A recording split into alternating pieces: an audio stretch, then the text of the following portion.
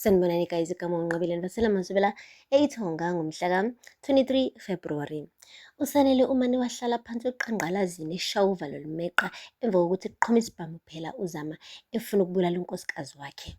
Umane wathi Mbali, ayi noma wakhe-ke uMbali benoyise bamane nje bahayiza bebona kahle ukuthi hayibo nakho manje-ke sebezobulawela indodakazi yabo besanda nje ukufihla indodana yabo nje kungekudala. Hayibo guys, umane nje uzama wahoqoloza utshwala waqede wasondela eduze kwaMbali nefoni wathi mtshele ukuthi u-right.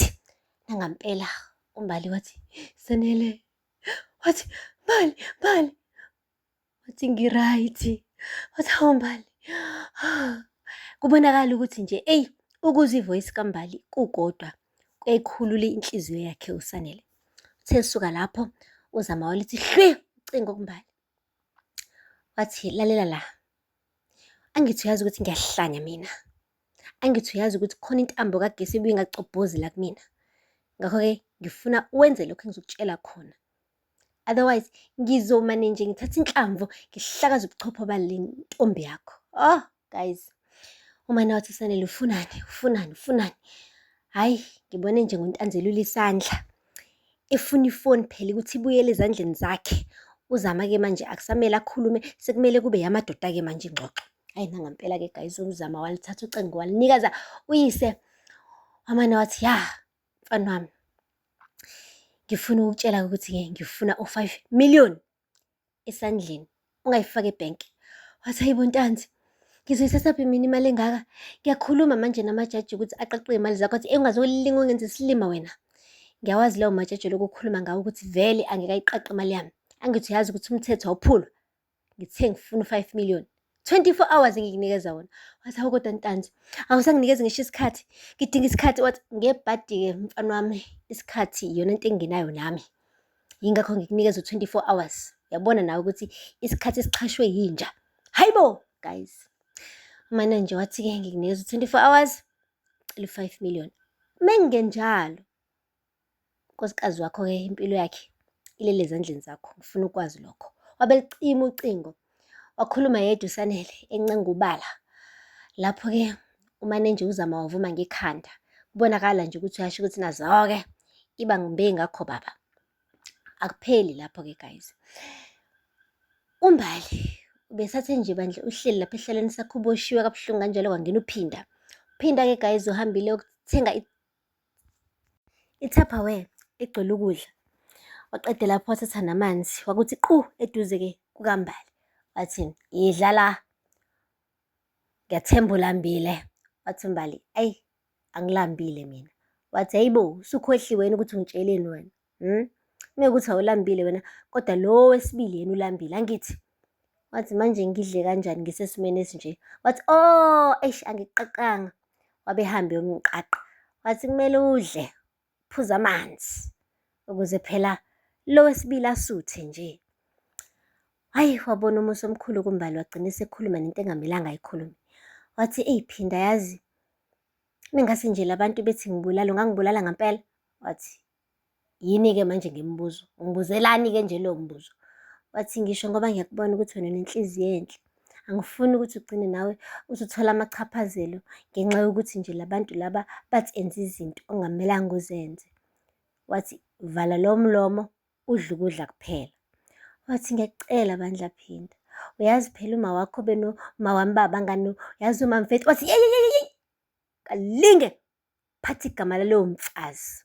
Yabona wena ukuthi ngiyakuqaqa ukuthi udle, ngikulethela ukudla, ngiba nomusa kuwena, lokho akusho ukuthi ngisiyetheyethe sendoda. Ngithi ngithini kuwena? Wathi Mbali angishongo ukuthi uyiyetheyethe yendoda. Wathi ukuthi ngiyakuhlekela akusho ukuthi sijwayelane. Angijwayeli kabi. Hayibo guys, wabona uMbali ukuthi yabona la, sengathi impela uhlangane nembi la ithutha qobo. Esathi uzama nje ukuthi ahlahle indlela phela yokumngena uphinda. Wamane umkhombisa uphinda ukuthi kuhlalile nabantu laba bakontanzi, ngalinge ungithathe kanjalo. Angithengeki mina, angisigayi isibaca mahhala. Washo nje ngenhliziyo ukuthi le ngane le iduda ukuthi ngiyayihlekela, nami ngifana nabontanzi. esho ngenhliziyo guys. But anyway, sobona khona ukuthi ngampela uyafana yini noNtanzi. Unembeza wakhe awusoze yini ugcina usumenza amqaqa umbala. Anyway, akupheli-ke lapho guys. USanele umane nje wabona ukuthi hayi cha, le mali yokuraiser u5 million ayizuba lula. Uhambile ubheka wonke ama-savings wakhe, wathola imali engango-1.2 million. Wabona ukuthi hayi cha ngeke ubhuti. Usasalelwe inqaba yama-million ekumele wahlanganise yena. Manje abasena-choice.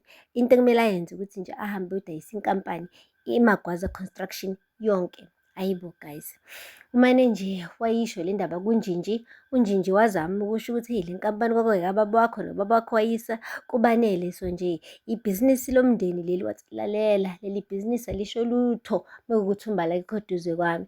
Wavuma-ke guys uNjinji ukuthi ihambe inkampani yodayiswa. Uhlanganeke nobhuti ekuthiwa uMdlalose.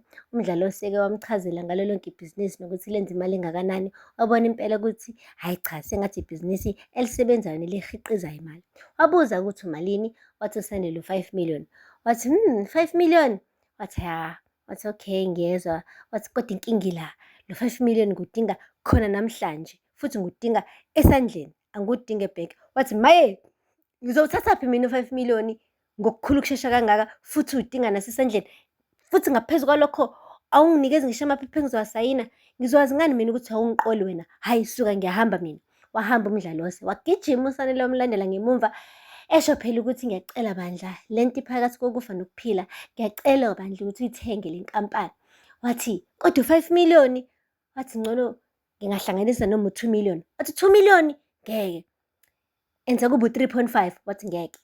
Ngcono kube u2.5 kusho uMdlalose. Wathi 2.5? Hayi, enza noma kube u3 million kusho uSanele.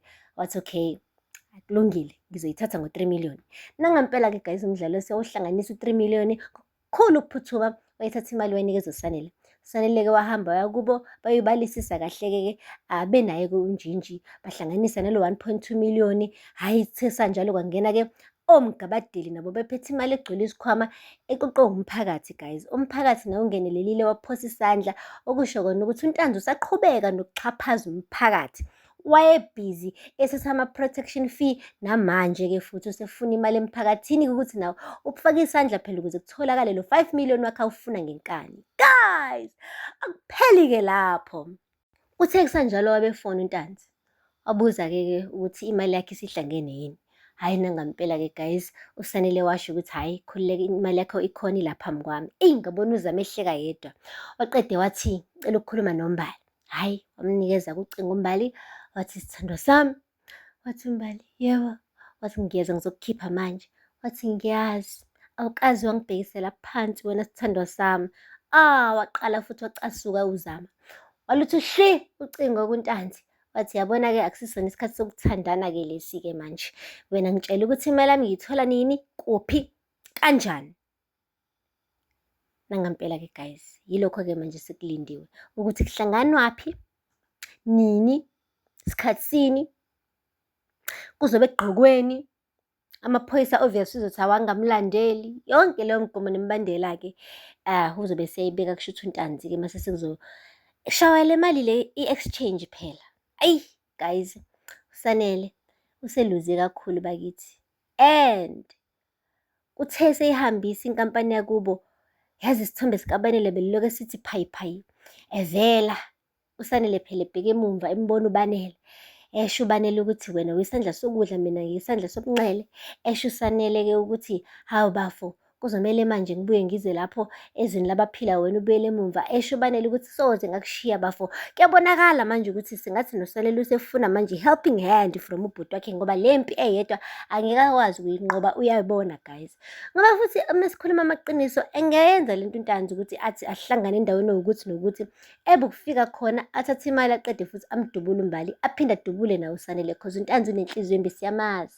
So nokuya lapha nje eyedwa evathazela kusayingozi guys, but asithembe-ke ukuthi njengoba nje ekwamcabanga umfowabo, mhlawumpe uzomphelezela ngaloluya suku ebese-ke kusho unquthuli guys. Kuphela lapho-ke guys amazwela namhlanje, ningakhohlwa ukusubscribe and like and comment. Until next time, bye. Sanibonani guys, igama unqabile.